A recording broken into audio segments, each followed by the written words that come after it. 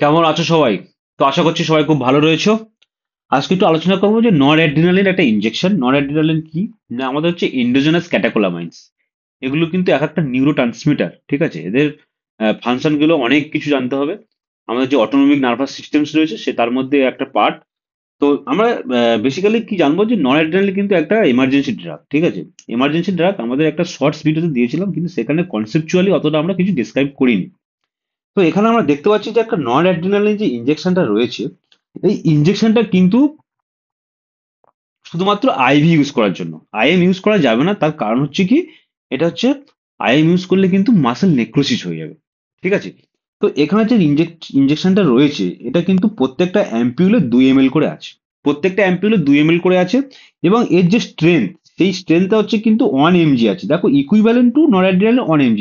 এর হচ্ছে কি যে বাই টার্ট্রেট যাই থাকুক না কেন, কিন্তু এর হচ্ছে কি ইকুইভ্যালেন্ট 1 mg। তার মানে 1 ml এ 1 mg, ইচ এম এল এ 1 mg আছে, মানে 2 ml এ 2 mg আছে। ভালো করে এটা বোঝো, কারণ এর পরে কিন্তু আমরা যখন ইনফিউশন সেটটা যখন বলবো তখন কিন্তু এটা দরকার। তাহলে এখানে 2 ml আছে এক একটা অ্যাম্পিউলে, তাহলে 1 ml এ 1 mg হলে 2 ml এ 2 mg করে আছে। ওকে, এটা বোঝা গেল। তো এর মেকানিজম অ্যাকশন কি? তো ক্যাটাকোলামিনস আমরা যদি নয় ক্যাটাকোলামিনস কিভাবে সিক্রেশন হচ্ছে, দেখো আমাদের যে নার্ভ আছে, এটা হচ্ছে নার্ভ। এটা হচ্ছে অন্য একটা নার্ভের সাথে কি করছে না, একটা সাইনাপস করছে, ঠিক আছে? এই যে সাইনাপসটা হচ্ছে, এর আগে যেটা আছে সেটাকে হচ্ছে প্রি সাইন্যাপটিক নিউরন, এটা যেটা আছে সেটা হচ্ছে পোস্ট সাইন্যাপটিক নিউরন। এখান থেকে বিভিন্ন রকম নিউরো ট্রান্সমিটার আসবে। এখানে যে মানে নিউরাল যে জাংশনটা রয়েছে এখানে কিন্তু সেগুলো সিক্রেশন হবে এবং প্রত্যেকটা রিসেপ্টর অ্যাকসেপ্ট করবে, করে রিসেপ্টরের উপরে ফাংশন হবে। তারপর সেই রিসেপ্টর এখানে আবার সেগুলো কিন্তু অ্যাকশন পোটেনশিয়ালের মাধ্যমে আবার কিন্তু পরে একটা ট্রান্সফার হচ্ছে। তো আমরা যদি ভাবি যে নর অ্যাড্রিনালটা কিভাবে তৈরি হচ্ছে, প্রথমে দেখছি যে টাইরোসিন। টাইরোসিনটা কিন্তু বাইরে থেকে আসছে। টাইরোসিন আসার পরে কি হচ্ছে, টাইরোসিন থেকে কি টাইরোসিন হাইড্রোক্সিলেজের সাহায্যে এটা হচ্ছে এল ডোপামিন, ডোপা তৈরি হচ্ছে। তারপর ডোপা ডিকার্বোসিলেজ থেকে ডোপামিন তৈরি হচ্ছে। তারপর ভিম্যাট মানে ভেসিকুলার মোনোঅ্যামাইন ট্রান্সফারের সাহায্যে এই ডোপামিনটা কিন্তু আমাদের কোথাও একটা ভেসিকেলের মধ্যে চলে যাচ্ছে। সেখানে গিয়ে কনভার্ট হচ্ছে কি নর অ্যাড্রিনালিন। এই যে নয়াডিনাল তাহলে এখানে স্টোরেজ হচ্ছে, এবার যখন প্রয়োজন হবে তখন কিন্তু সেখান থেকে রিলিজ হবে। হওয়ার পরে কি করবে, এ কিন্তু এখানে আলফা অন এবং বিটা অন রিসেপ্টরের উপরে কাজ করবে। এবার আলফা অন এবং বিটা অন রিসেপ্টরের উপরে কিভাবে কাজ করছে এটা জানতে হবে। আমরা কিন্তু তাহলে নয়াডিনাল কিভাবে তৈরি হলো এটা জানলাম, এটা খুব একটা ইম্পর্টেন্ট না আমরা আমাদের জন্য। আমরা কিন্তু এই যে কাজটা কিন্তু আমাদের জানতে হবে, ঠিক আছে? যে বিটা এবং আলফা অন রিসেপ্টরের উপরে কিভাবে কাজ করছে জানতে হবে। এবার দেখতে পাচ্ছি যে আমাদের বিটা ওয়ান যে রিসেপ্টরটা, যদি আমরা আমরা ভাবি যে হার্টের মধ্যে যে রিসেপ্টরটা আছে, বিটা ওয়ান রিসেপ্টর গুলো সে কি করছে। একটা হচ্ছে কি, যদি নরঅ্যাড্রিনালিন এসে বিটা ওয়ান রিসেপ্টরের উপর ফাংশন করছে, তার মানে নরঅ্যাড্রিনালিন বিটা ওয়ান রিসেপ্টরকে দিয়ে কি করাচ্ছে, একটা হচ্ছে হার্টের কন্ট্রাক্টিলিটি বাড়াচ্ছে এবং হার্ট রেটটাও বাড়াচ্ছে। তাহলে কন্ট্রাক্টিলিটিও বাড়াবে, মানে হার্টটাকে সংকুচিত করছে, প্রসারিত করছে, এবং হার্ট রেট সেটাও বাড়াবে। আর একটা কি করবে, এই যে কন্ডাকশনটাকে এনহেন্স করছে। তো কন্ডাকশন যে আমাদের যে বিভিন্ন রকম যে ইলেকট্রিক্যাল ইম্পালস গুলো আছে, এসএ নোড থেকে এবি নোড, সেগুলো কিন্তু আমাদের এনহ্যান্স করছে। তাহলে এইটা হচ্ছে আমাদের বিটা ওয়ান রিসেপ্টরের মাধ্যমে কাজ করছে। কে কাজ করছে? No adrenaline. দেখো, এই যে অ্যাড্রিনালিন কিন্তু আছে, ডোপামিন, ডোবিটামিন, হ্যাঁ, আইসোপ্রানিল, এইসব যে ড্রাগ গুলো আছে এগুলো কিন্তু beta one, beta two, alpha one, D one D two সমস্ত রিসেপ্টরের কাজ করে, কিন্তু প্রত্যেকটা মেকানিজম মানে রিসেপ্টরের এক একটা রিসেপ্টরের উপর কাজ করছে, মানে তাদের এক এক রকম ফাংশন দেবে, ঠিক আছে? তাহলে আমাদের আজকে আলোচনার বিষয়টা হচ্ছে নর অ্যাড্রিনালিন নিয়ে। তাহলে নর অ্যাড্রিনালিন আমরা কিভাবে তৈরি হচ্ছে, প্রিসাইন্যাপটিক নিউরনে কিভাবে তৈরি হলো টাইরোসিন কাইনেজের মাধ্যমে, ভেসিকেলের মধ্যে কিভাবে সে মানে ওখানে সংরক্ষিত থাকছে, তারপর কিভাবে রিলিজ হচ্ছে, এবং রিলিজ হওয়ার পরে কিভাবে পোস্ট সাইন্যাপটিক নিউরনে আলফা ওয়ান এবং বিটা ওয়ান রিসেপ্টরে কিভাবে কাজ করছে সেটা আমরা দেখলাম।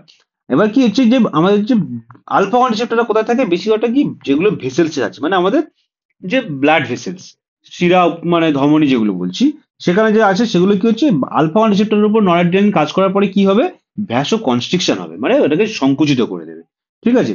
তাহলে আমাদের হার্টের উপর কি কাজ করেছিল, হার্টের উপর হচ্ছে কি কাজ করছে না, হার্টের উপর কাজ করছিল যে কন্ট্রাক্টিলিটি বাড়াবে, হার্ট রেট বাড়াবে এবং কন্ডাকশনটা বাড়াবে। আর এখানে কি করছে, ভেসো কনস্ট্রিকশন করছে। তাহলে এটা আলফা ওয়ান আর ওটা হচ্ছে বিটা ওয়ান। এটা হচ্ছে বিটা ওয়ান রিসেপ্টর, নরঅ্যাড্রিনালিন এসে এদের উপর কাজ করছে। এবার আমাদের এর ব্যবহারটা জানতে হবে। তো ব্যবহার হচ্ছে কি, আমরা নয়াডিলারি একটা হচ্ছে শকে ইউজ করি আর হচ্ছে কনজেস্টিভ হার্ট পিলে ইউজ করি। এবার দেখো শক হয়েছে, ভেসো ডাইলেটরি শক হচ্ছে। ভেসো ডাইলেটরি শকের দিনে আমরা কি হচ্ছে যে এখানে কিন্তু ভেসো ডাইলেটরি শকটা যদি হয়, এখানে দেখা যাচ্ছে যে আমাদের আলফা অনের মাধ্যমে কাজ করছে, তার মানে কি ভেসো কনস্ট্রিকশন করাচ্ছে। আর কনজেস্টিভ হার্ট ফেলিওর যদি হয় সেটা বিটা অন রিসেপ্টরের মাধ্যমে কাজ করছে, তার মানে এখানে কিন্তু হার্টের কন্ট্রাক্টিভিটি বাড়াচ্ছে, হার্ট রেটটা বাড়িয়ে দিচ্ছে, কন্ডাকশনটাও বাড়িয়ে দিচ্ছে, মানে যে আমাদের ইলেকট্রিক্যাল ইম্পালসটাও বাড়িয়ে দিচ্ছে। এবার এখানে দেখো যে কি কি শকে আমরা ইউজ করছি। কি কি শকে ইউজ করছি, একটা হচ্ছে ভেসো ডাইলেটরি শক, একটা হচ্ছে নিউরোজেনিক শক। তাহলে ভেসো ডাইলেট হয়ে গেছে মানে আমাদের ভেসেলস গুলো ডাইলেট হয়ে গেছে, নন অ্যাড্রিনালিন আলফা ওয়ানের উপরে অ্যাকশন করছে, করে কি হচ্ছে ভেসো কনস্ট্রিকশন করে দিচ্ছে, তাহলে ও এক তাহলে কাজ করবে। তাহলে ভেসো ডাইলেটরি শক আর নিউরোজেনিক শক। এবার দেখো যদি নিউরোজেনিক শক হয়, তাহলে কিন্তু নিউরোজেনিক শকে যে অনেক সময় যদি প্যারাপ্লেজিয়া থাকে, পেশেন্টটা যদি চারটে হাত পাই সব প্লেজিয়া মানে হয়ে গেছে, প্যারালাইসিস হয়ে গেছে, ধরে গেছে, তখন কিন্তু হার্ট রেট বাড়িয়ে দেবে। যদি কোয়াড সরি যদি আমাদের প্যারাপ্লিয়া থাকে মানে দুটো দুটো যে কোনো দুটো লিম্ফে যদি কোনো গন্ডগোল থাকে, তাহলে আমাদের হার্ট রেট বাড়িয়ে দেবে। কিন্তু কোয়াড্রিপ্লেজিয়া হলে মানে চার, কোয়াড্রি মানে চার, কোয়াড্রি যদি চার মানে সবগুলো কিন্তু আমাদের চারটে হাত পাই তার প্যারালাইসিস হয়ে গেছে, তখন কিন্তু হার্ট রেট কমিয়ে দেবে। তাই এই অ্যাকশনটা কি হচ্ছে, ভেসোডাইলেটরি শক হচ্ছে কি, আমাদের অ্যাকশনটা কি হচ্ছে না, ভেসো কনস্ট্রিকশন করছে। এবার দেখো একটা পেশেন্ট যদি তার হাইপোভলিমিক শক হয়, ধরো একটা পেশেন্ট এসেছে কি জন্য, যে তার প্রচন্ড হারে ডিহাইড্রেশন হচ্ছে, শরীর থেকে প্রচন্ড হারে জল চলে গেছে, কোনো ডায়রিয়া হয়েছে বা অ্যাকিউট ডায়রিয়াল ডিজিজ হয়েছে, কোনো কারণে শরীরের ভমিটিং হয়েছে, প্রচুর পরিমাণে শরীর থেকে জল চলে গেছে, সেখানে কি নরঅ্যাড্রিনালিন দিয়ে তারপরে দেখা যাচ্ছে যে জল শরীর থেকে বেরিয়ে যাওয়ার পরে মানে ডিহাইড্রেশন হচ্ছে, হওয়ার পরে তার হচ্ছে বিপি ফল করে যাচ্ছে, মানে সে হচ্ছে হাইপোভলিমিক শকে চলে যাচ্ছে, সেখানে কি নরঅ্যাড্রিনালিন দেওয়া উচিত হবে? এটা ভেবে দেখো, উচিত হবে না। তার কারণ কি, এখানে কি হচ্ছে অলরেডি এর নয়াডালের কাজ হচ্ছে কি, নয়াডালের কাজ হচ্ছে ভেসো কনস্ট্রিকশন করা। ইয়ে হচ্ছে কখন ভেসো ডাইলেটরি শকে হচ্ছে ভেসো কনস্ট্রিকশন করবে। অলরেডি আমাদের যদি ডিহাইড্রেশন হয়, শরীর থেকে জল বেরিয়ে গিয়ে যদি ভেসেলগুলো চুপসেই থাকে, সেখানে এক্সট্রা নয়াডালেন তার কোনো দরকার নেই। তাহলে আমার সেখানে দিতে হবে কি, আমাদেরকে ভলিউম রিপ্লেসমেন্ট করতে হবে, সেখানে প্রচুর পরিমাণে আমাদেরকে এনএস দিতে হবে। এনএস দিয়ে থেকে আমাদের যতটুকুই ভলিউম হচ্ছে কি আমাদের ডায়রিয়া বা বমির জন্য বেরিয়ে চলে গেছে, সেই ভলিউমটাকে আমরা কি করতে হবে, আইভি ফ্লুইডস এর মাধ্যমে দিতে হবে। তাহলে এখানে কিন্তু একটা জিনিস বোঝাচ্ছিল। এবার হচ্ছে কার্ডিওজেনিক শক। কার্ডিওজেনিক শক হচ্ছে কি, আমাদের কনজেস্টিভ হার্ট ফেলিওর হয়ে গেছে, হার্ট ফেলিওর হওয়ার পর কি হচ্ছে, হার্টের আমাদের সবচেয়ে বড় কথা কি, যে আমাদের হার্টের ওয়ার্কলোডটা কমাতে হবে। তাহলে এখানে কি হচ্ছে, কার্ডিওজেনিক শকে আমরা আমাদের কি করছি, হার্ট রেটটা বাড়াচ্ছি এবং হার্ট রেট কন্ট্রাক্টিভিটিও বাড়িয়ে দিচ্ছি। তাহলে কিভাবে হচ্ছে, কাজটা কি করছে, যে নর অ্যাড্রিনালিন ওখানে বিটা অন রিসেপ্টরে কাজ করছে, বিটা অন রিসেপ্টরে কাজ করলে কি হবে না, আমাদের হার্ট রেট বেড়ে যাবে এবং কন্ট্রাক্টিভিটি আমাদের বাড়বে। তার ফলে কি হবে, কনজেস্টিভ হার্ট ফেলিওর মানে আমাদের শরীরে জল টলগুলো জমছে, সেগুলো কিন্তু আমাদের পেডাল ডিমা থাকবে, আমাদের শ্বাসকষ্ট হতে পারে, ঠিক আছে, শ্বাসকষ্ট হবে, পেডাল ডিমা থাকবে, মানে হার্ট ফেলিওর যে ফিচার্স গুলো আছে, সেই সিমটমস গুলো কিন্তু আমাদের অনেকটা কমিয়ে দেবে। ঠিক আছে, এবার হচ্ছে কি, আমরা একটা বলে দিলাম যে আমাদের আইভি রুটস মাসেল নেক্রোসিস হচ্ছে, আইভি রুটস আমরা দেবো না দেবো, আমরা হচ্ছে কি আইএম দেবোই না, তার কারণ মাসেল নেক্রোসিস হচ্ছে। তাহলে আমরা কি বললাম, যে এখানে একমাত্র আইভি রুটসে দিতে হবে, সেটা কিন্তু ডাইলুট করে দিতে হবে, সেটা হচ্ছে ডাইলুট করে দিতে হবে, আইএম দেওয়া যাবে না। এবার আমরা কি বলছি, যে ইনফিউশন পাম্প সেট, এটা হচ্ছে আইসিইউ সেটআপে বেশি করতে হয়। তাহলে কি হচ্ছে, আমাদের একটা ইনফিউশন পাম্প সেট আছে, এখানে যে সিরিঞ্জটা আছে সেটা নর্মালি হচ্ছে 50 ml সিরিঞ্জ থাকে। এখানে আমরা সিরিঞ্জটা আগে কি করতে হবে, যে আমাদের সিরিঞ্জটাকে লোড করে নিতে হবে। কিভাবে লোড করব, দেখো আমরা যে বলেছি এখানে ডোজটাকে আমরা নর্মালি এটা থেকে রাখি কি, 4 mg নরঅ্যাড্রিনালিনের সাথে আমরা 50 ml ফ্লুইড থাকবে। এবার ফ্লুইডটা কিভাবে আসছে দেখো, 4 mg নরঅ্যাড্রিনালিন মানে আমরা কি বলেছি, প্রত্যেক এমএল এ 1 mg করে থাকে, 1 ml ইকুয়াল টু 1 mg। তাহলে দুটো ভায়ার লাগবে 2 ml এর, 4 mg, তার মানে 4 ml ও হচ্ছে, তার মানে সেটা কি 4 ml ও হচ্ছে, তাহলে 4 ml, তার তার মানে সেটা 4 ml হচ্ছে। ঠিক আছে, এবার তাহলে 4 ml হচ্ছে, ওকে 4 ml হচ্ছে। এবারে 4 ml টা, এবার 4 ml টা কি করছে, এবার 4 ml এর সাথে আমরা কি দেব, আমরা 46 ml আমরা কি দেব, নর্মাল স্যালাইন দিতে পারি, অথবা অথবা হচ্ছে কি দিতে পারি, 5% ডেক্সট্রোজ দিতে পারি। 5% ডেক্সট্রোজ দিয়ে কি হচ্ছে, টোটালি আমরা কত করছি, টোটালি 50 ml এর একটা সলিউশন বানাচ্ছি। ঠিক আছে, 50 ml সলিউশন বানাচ্ছি। এইবার আমরা কি করতে পারি, ডোজটাকে দুরকম ভাবে ক্যালকুলেট করা যেতে পারে। একটা হচ্ছে আমরা নন ওয়েট বেসড, আমরা কিন্তু নন ওয়েট বেস আমরা যাব না, আমরা সেটা হচ্ছে ওয়েট বেস ক্যালকুলেশন করব। ওয়েট মানে হচ্ছে কত এমএল পার আওয়ার যাবে, সেটা আমরা এখান থেকে কি করছি, এখানে কিন্তু সেট করতে পারি। দেখো এখানে 15 ml পার আওয়ার যাচ্ছে, 15 ml পার আওয়ার যাচ্ছে, এটা কিন্তু এখান থেকে আপ ডাউন করে সবকিছু সেট করা যাবে।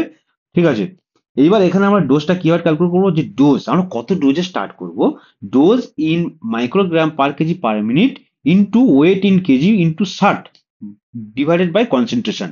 এবার আমাদের একটা এখানে যে একটা ভাবো, এখানে একটা জিনিস ভাবো, ধরো এই যে পেশেন্টটা আছে, এই পেশেন্টটা দেখতে পাচ্ছ কি, এই পেশেন্টটা হচ্ছে আমাদের কত, আমাদের হচ্ছে কি 50 ml এ, 50 ml এ কত আছে, 4 mg আছে, তাই তো? 50 ml এ 4 mg আছে, 50 ml এ 4 mg আছে, এটা বোঝা গেল। তাহলে এর কনসেন্ট্রেশনটা কিভাবে বের করবো? 4 mg মানে কি, 4000 মাইক্রোগ্রাম। 4 mg মানে 4000 মাইক্রোগ্রাম, এটা বোঝা গেল। এটা তো কনসেন্ট্রেশন, তাহলে কি করে বের করবো? তাহলে আমাদের 4 mg মানে 4000 মাইক্রোগ্রাম, তাহলে আমাদের কি করে বার করতে হবে? আমাদের হচ্ছে কি যে 400 দিয়ে আমাদের 50টাকে ডিভাইড করতে হবে। করলে কি হচ্ছে, আমাদের এটা কাটে যাচ্ছে, দিয়ে এটা 80 হচ্ছে, ঠিক আছে? তাহলে 80 মাইক্রোগ্রাম হচ্ছে আমাদের কনসেন্ট্রেশন। 80 মাইক্রোগ্রাম হচ্ছে আমাদের কনসেন্ট্রেশন। এবার যদি ধরো আমাদের যদি 50 ml যদি 8 mg থাকতো, তখন কনসেন্ট্রেশনটা কি ডবল হয়ে যেত, 160 হয়ে যেত। এটা কিন্তু আমাদের কনসেন্ট্রেশন। তাহলে আমাদের কি হবে, একটা পেশেন্ট যদি ধরো, একটা পেশেন্টের ধরো একটা পেশেন্টের ধরো 40 কেজি ওজন, ঠিক আছে? ধরো তার 40 কেজি ওজন, 40 কেজি ওজন যদি হয়, তাহলে আমরা কি করছি, ডোজ ইন কত, আমরা যদি এই ডোজটা শুরু করি 0.5 ml, যদি ডোজটা আমরা শুরু করছি, স্টার্টিং ডোজ যদি 0.05, এটা হচ্ছে কি ইন্টু, আমরা যদি পার কেজি পার মিনিট যদি ধরি, পার কেজি পার মিনিট যদি ধরি, এত microgram per kg per minute যদি ধরি, আর কনসেন্ট্রেশন আমরা এখানে বের করে নিয়েছি, তাহলে আমরা কিভাবে ক্যালকুলেট করছি দেখো। এবার আমরা কিভাবে ক্যালকুলেট করছি, তাহলে আমাদের কত ml/h বেরোবে, আমার ডোজটা কত হবে, আমরা ডোজ বলেছি 0.05, ওকে, ইন্টু ওয়েট কত, 40 কেজি, হ্যাঁ, তারপর তারপর 60 দিয়ে গুণ করতে হবে, কারণ এটা আমরা মিনিট ছিল সেটাকে আওয়ার করছি, 60 দিয়ে গুণ করতে হবে, করে ওখানে কত হবে, 80 হবে, ঠিক আছে? তাহলে এটা কত আসছে দেখো, আমরা যদি এটা কেটে দিই, তাহলে এটা 2 20 হচ্ছে, তাই তো? 20, হ্যাঁ, 2 হবে, এটা হচ্ছে 30 হবে, 30, তাহলে 3 15 1, 1.5 হবে, দেখো এটা 1.5 হচ্ছে, তাহলে 1.5 ml/h হচ্ছে। এটা আমরা এত কিছু ক্যালকুলেট করছি, আমরা এত কিছু ক্যালকুলেট করে আমরা বের করছি, কিন্তু আমাদের সহজ একটা চার্ট আছে। শর্ট কি চার্ট আছে দেখো, এই যে 1.5 ml দেখে নাও, এখানে আমি এই ক্যালকুলেটটা করলাম, যে বের করলাম, সেখানে দেখো আমি 40 কেজি যদি বডি ওয়েট ধরি, তাহলে আমি যদি এই ডোজটা দিয়েছি 0.05 microgram per kg per minute দিলে আমাদের কত এমএল হচ্ছে, 1.5 ml/h দিতে হবে, এত ml/h। যদি আমি এই ডোজে দিই, তাহলে এত দিতে হবে। তাহলে আমাদের স্টার্টিং ডোজ কিন্তু এটা, তারপরে এটা অথবা এটা, যে কোনো আমরা স্টার্টিং ডোজ দিতে পারি। এবার আমরা কি করব, ডোজটাকে বাড়াতে হবে, কমাতে হবে। ডোজ বাড়াবো কি করে, আমাদের রেসপন্স দেখতে হয় পেশেন্টের, কখন বিপি বাড়ছে, কখন বিপি কমছে, সেরকম ভাবে ডোজ বাড়াতে করতে হবে, ট্যাপ করতে হবে, না টাইটেট করতে হবে, সোজা কথা। এইভাবে ডোজ বাড়াতে হবে, কমাতে হবে। তাহলে মনিটর করতে হবে পেশেন্টকে, মোটামুটি আধা ঘন্টা পর পর বিপি চেক করতে হবে, করে এইভাবে ডোজটা বাড়াতে হবে, ঠিক আছে? এবার আমাদের হচ্ছে একটা মেনলি যেটা জানার ছিল, যে ইনফিউশন সেটটা কিভাবে এ করা হয়, আমার ডোজ বডি ওয়েট হিসাবে কিন্তু আমরা ক্যালকুলেট করব। তো হচ্ছে এখান থেকে আমরা কি জানলাম, প্রথম জানলাম যে নর অ্যাড্রিনালিন। নর অ্যাড্রিনালিনটা কি, একটা ইন্ডোজেনাস হচ্ছে ক্যাটাকোলামাইন্স। এ হচ্ছে একটা করে অ্যাম্পিউলে কিরকম ভাবে থাকছে, তার মেকানিজম অ্যাকশন কি। বেসিক্যালি নর অ্যাড্রিনালিন হচ্ছে আলফা 1 এবং বিটা 1 হিসেবে কাজ করছে। আলফা 1 হলে কি হবে, বিটা 1 হলে কি হবে, সেটা দেখা যাচ্ছে। এবার হচ্ছে হার্ট ফেলিওর হয়ে যাচ্ছে, মানে হার্টের কার্যক্ষমতা কমে যাচ্ছে, সেখানে হচ্ছে হার্টের কার্যক্ষমতা বাড়াবে, মানে কন্ট্রাক্টিভিটি বাড়াবে, তার হচ্ছে কন্ডাকশন মানে ইম্পালস গুলো বাড়াচ্ছে। আর একটা কি হচ্ছে, তাহলে বিভিন্ন রকম শকে ইউজ করা হচ্ছে। হ্যাঁ, আইএম দেওয়া যাবে না, ইনফিউশন দিতে হবে কিভাবে, তার ডোজটা ক্যালকুলেট করলাম কিভাবে, সবকিছু কিন্তু আলোচনা করলাম। তো এই নোটটা আমরা আমাদের টেলিগ্রাম চ্যানেলে পেয়ে যাবে। হ্যাঁ, সবাইকে ভিডিওটি দেখার জন্য অসংখ্য ধন্যবাদ।